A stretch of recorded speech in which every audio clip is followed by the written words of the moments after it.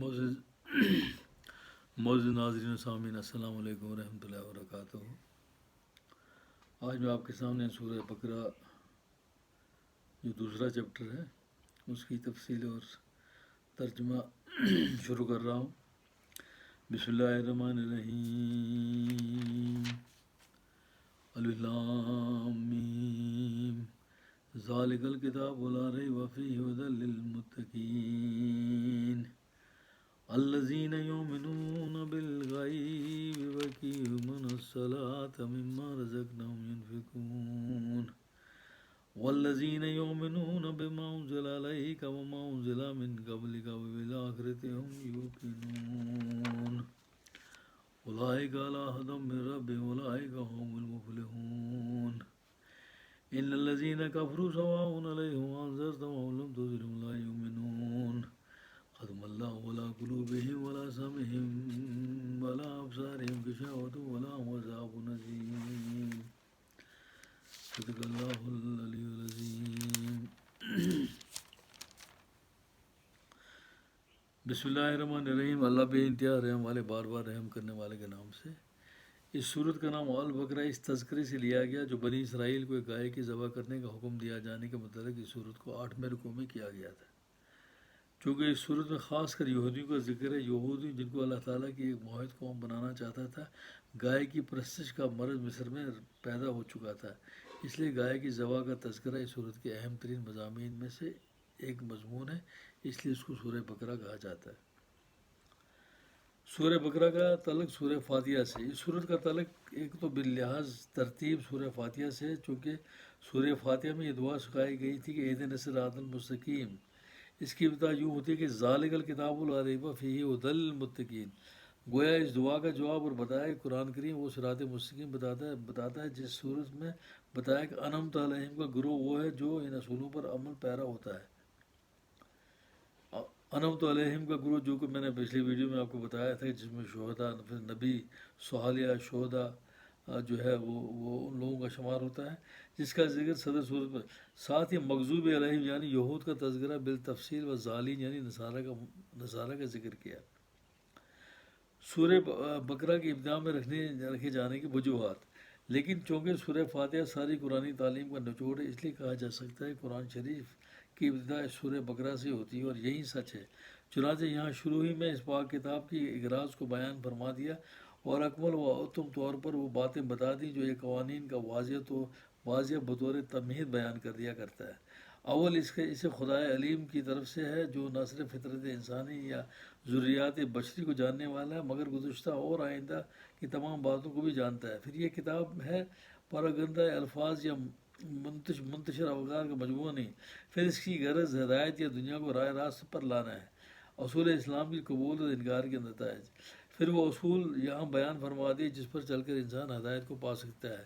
وہ کل 5 اصول ہیں، 3 عقائد کے رنگ میں ہے، اور یعنی ایمان بالغیب، اللہ تعالیٰ، اس کے ملائکہ پر ایمان، اور اللہ تعالیٰ کی وحی پر ایمان۔ جو ایمان بالغیب، یہ 5 اصولوں میں سے 3 اصول یہاں بتا دیے،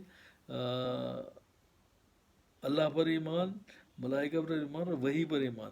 اس پر جو نبی کی وسلم پر اتارا گیا، نازل ہوا، اور اس وحی پر جو آپ سے پہلے انبیاء پر دنیا میں نازل ہو چکی ہے۔ آخر یعنی اعمال کی جزا سزا پر یقین، اور 2 عمل کے رنگ میں صلاۃ یعنی نماز اور دعا جو حقوق اللہ کا خلاصہ ہے، انفاق یعنی اپنی قوتوں اور مال کو مخلوق خدا کی بھلائی کے لیے خرچ کرنا جو حقوق العباد کا خلاصہ ہے۔ پھر اس کا آخری نتیجہ بتا دیا وہ کامیاب اور مراد ہونا ہے۔ یہ سب کچھ پہلے رکوع میں بیان فرما دیا، اور یہ صورت ابتدا کے لیے ایسی موضوع ہے کہ اگر اس کی جگہ ہٹا دی جائے تو دوسری کوئی صورت اس کی جگہ نہیں رکھی جا سکتی، کیونکہ کسی صورت کی ابتدا میں اس طرح اصول اسلامی کا مکمل طور پر بیان نہیں کیا جاتا۔ اس سے قرآن کریم کی موجودہ ترتیب کا من جانب اللہ ہونا صاف ظاہر ہے۔ آیت کا نزول آن صلی اللہ علیہ وسلم کی زندگی کا آخری حصے کا ہے۔ اس کی خاص آیتوں کو مکی قرار دینے کی کوئی وجہ نہیں، صرف بعض لوگوں کا خیال ہے۔ مدنی صورتوں میں مکی آیت۔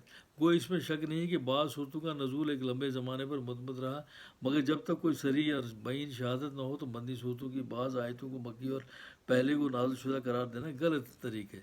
ہاں یہ زیادہ قرین قرار سے کہ مکی صورت میں بعض آیتیں ایسی ہوں جو مدینہ میں نازل ہوئیں، مگر یہ بھی محض قیاس کی بنا پر قبول نہیں کیا جا سکتا جب تک کہ کوئی صاف اور واضح شہادت نہ ہو۔ بس جس طرح یہ غلط ہے کہ جو آیت یا الناس سے شروع ہوتی ہے وہ مکی ہے، خواہ مدنی صورت میں ہو، یا جو یا الذین آمنوا سے شروع ہوتی ہے وہ مدنی ہے، خواہ مکی صورت میں ہو۔ اس طرح یہ بھی غلط ہے کہ جن آیات میں یہود و نصارہ کا ذکر ہے یا توریت یا انجیل کا نام ہو وہ ضروری مدنی ہے، خواہ مکی صورت ہی ہو۔ اب پہلا لفظ جس میں آتا ہے الف لام میم، یہ حروف بعض صورتوں کی ابتداء میں آتے ہیں، مقطعات کہلاتے ہیں، اور قرآن کریم کی 29 صورتوں کی ابتداء میں آتے ہیں۔ عام طور پر ترجمے ان کے معنی نہیں کیے جاتے، حالانکہ صحابہ رضی اللہ عنہ سے ثابت ہے یہ حروف الفاظ کے قائم مقام ہے، اور حروف سے الفاظ کی طرف اشارہ کرنا تمام زبانوں میں معروف ہے۔ آج کل انگریزی میں تو یہ رواج بہت ہی بڑا ہوا ہے، عرب میں بھی یہ دستور تھا، چنانچہ اس مصرعے میں قالت لا کافا قالت کاف فے کاف کہ میں نے قد و وقفت یعنی میں ٹھہر گئی۔ اور بھی کئی مثالیں اس کی ہیں، مگر عربی میں کوئی مقررہ قاعدہ نہ تھا کہ فلاں حرف سے فلاں لفظ کی طرف اشارہ ہوگا، یا بلکہ سیاق و سباق سے معلوم کیا جاتا تھا۔ اس لیے قرآن کریم میں بھی یہ ضروری نہیں کہ ایک جگہ جو معنی ایک حرف کے لیے گئے ہیں دوسری جگہ بھی وہی ہوں۔ ہاں جو مجموعے ایک ہی طرف آیا ہے اس کا مفہوم ایک ہی ہے، جیسے الف لام میم کو اس صورت کے علاوہ 5 اور صورتوں کی ابتداء میں ہے، یعنی سورہ آل عمران جو بقرہ کے بعد آتی ہے، العنکبوت 29ویں صورت ہے، سورہ روم 30ویں صورت ہے، سورہ لقمان 31ویں صورت ہے، اور سورہ سجدہ 32ویں، جو چاروں مکی ہیں اور ترتیب قرآنی میں ایک جگہ ہیں۔ گویا کل 6 صورتوں کے شروع میں الف لام میم آتا ہے۔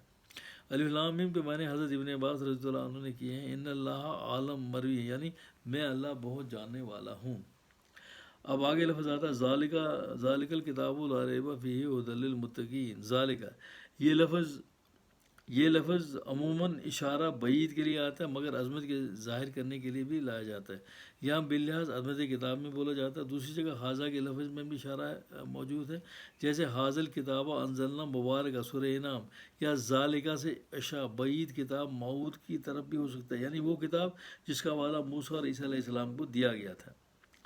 الکتاب کتاب سے مصدر ہے جو کتاب سے مشتق ہے، جس کے معنی اصل معنی ایک دوسرے کے ساتھ ملانا یا جمع کرنا، لکھنے کو بھی کہتے ہیں، اس لیے لکھنے میں حرف ایک دوسرے کے ساتھ ملائے جاتے ہیں، اور کتاب اصل میں صحیفہ کا نام ہے اس کے جو اس میں لکھا گیا ہے، اور کلام اللہ کو کتاب کا کہا جاتا ہے، گو وہ لکھی ہوئی یا نہ۔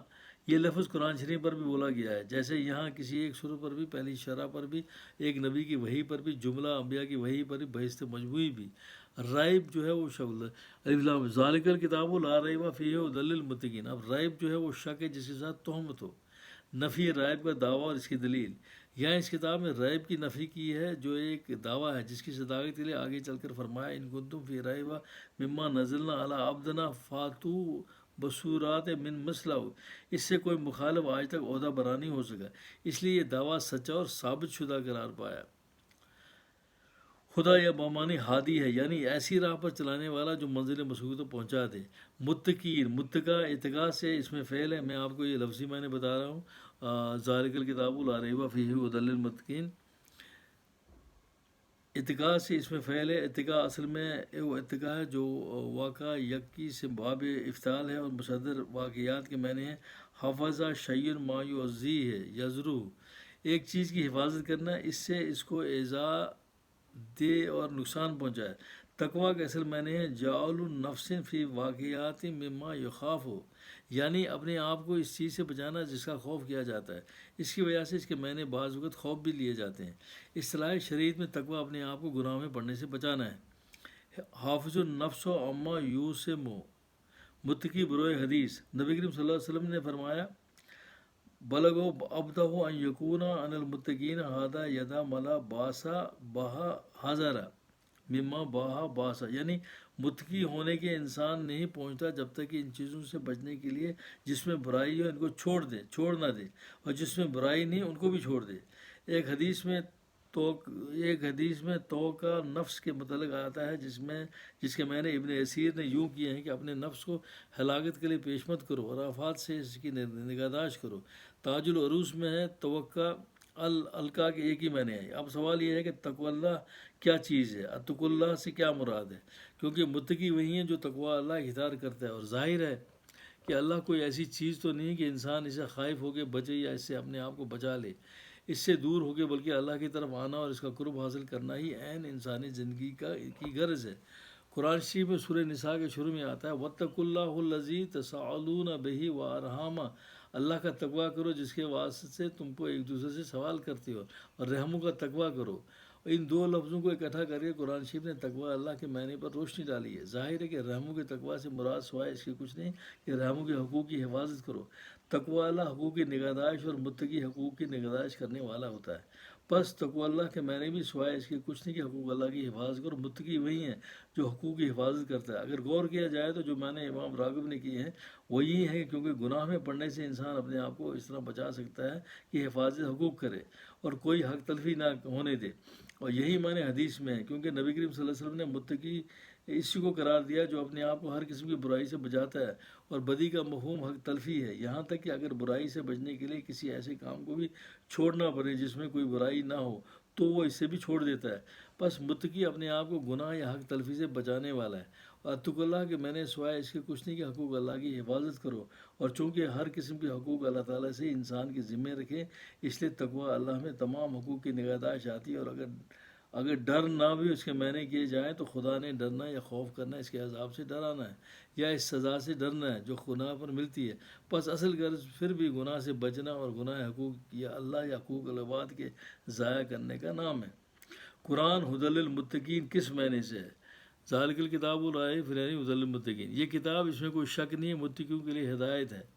جو آگے فرمایا الذین یؤمنون، جو غیب پر ایمان لاتے ہیں اور نماز قائم کرتے، اس سے جو ہم نے ان کو دیا خرچ کرتے ہیں۔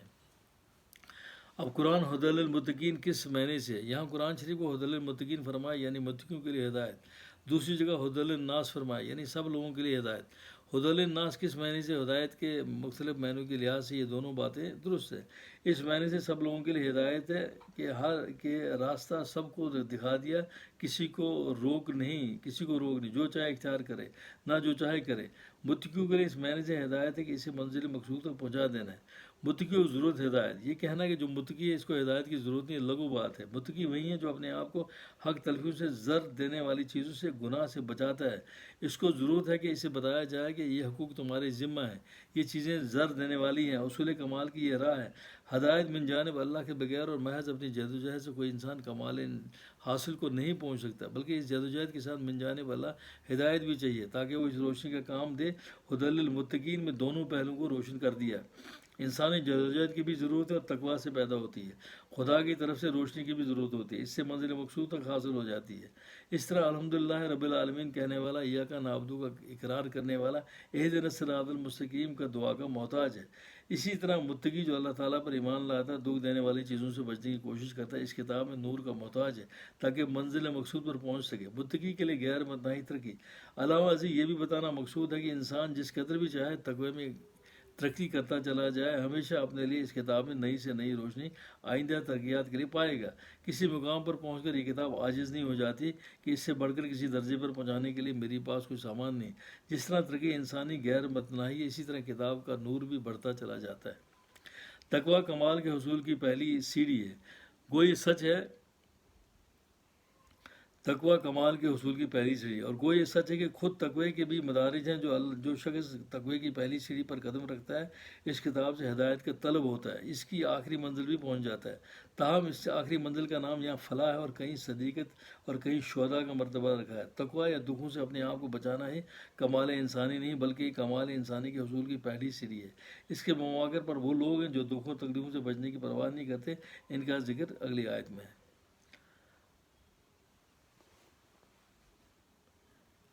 والسلام۔